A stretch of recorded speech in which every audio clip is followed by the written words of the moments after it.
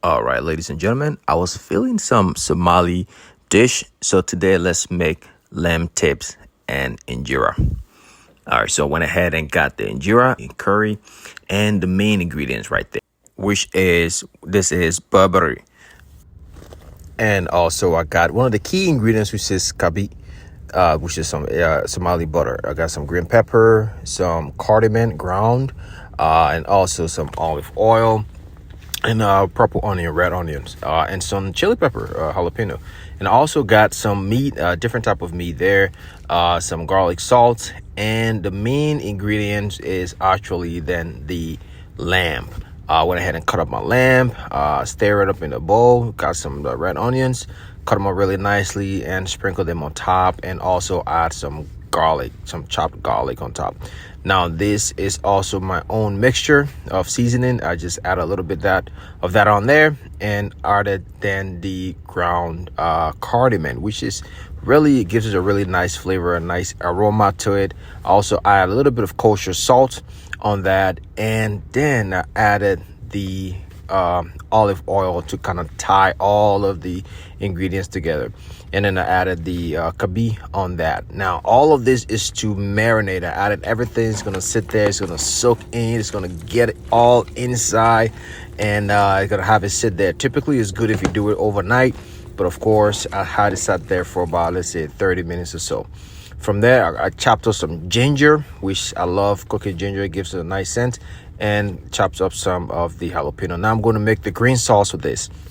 So I added a little bit of tomato in there as well. Now the kabi sauce is the main ingredient, like really give it that Somali aroma, the taste, the smell, and everything. I added the kabi sauce, the ground one in there, and some of the garlic. I usually will add red wine or white wine, but you can add any alcohol really. So I add a little bit of beer, and I added the olive oil in that as well. Stir everything up, make a nice paste. You want to have like a paste texture. So I went back to my green sauce and added the olive oil on that, some of the salt, and blend everything together. It's really simple recipe, but it add a nice texture and flavor to the dish. So I went ahead and poured that in my bowl, and also cut up my chili pepper. Now the main thing with this is I started simmering, like charring the meat, the ones that had bones in there. I did that first. I looked amongst the meat and added the ones that had bones in there, and then from there I just let it char a little bit.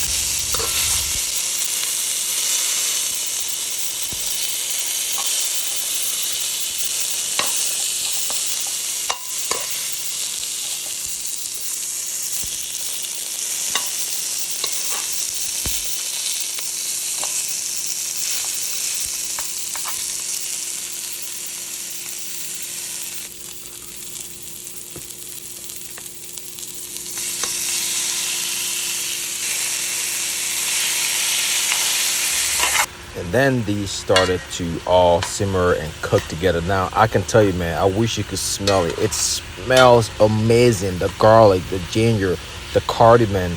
I mean, I add a little bit of sake sauce, the seasoning. I mean, everything just kind of, the garlic, everything just kind of simmer within. And also add a little bit of beer again, just a little bit. That's just a little pinch of it. And also some paprika to give it a little bit of kick. And now this is where you add the onions and other green pepper and things like that. It's all because also the ones that I put in the first have all like really cooked too well, so I want some crunch in there. So I added them after when they're almost done. That's when you add the onion. So it's cooked a little bit, but it's not too cooked, so you can have that crunch and get some texture in the meal instead of the onions that I put in the first that have already been overcooked already at this point. So add some of the chili pepper, add everything together. I mean, this just smells amazing. The aroma of this, I mean, it just gets you going, gets you all like your palates have all started being activated and everything is ready to go. So it looks amazing, smells great, tastes great too as well. So let's go.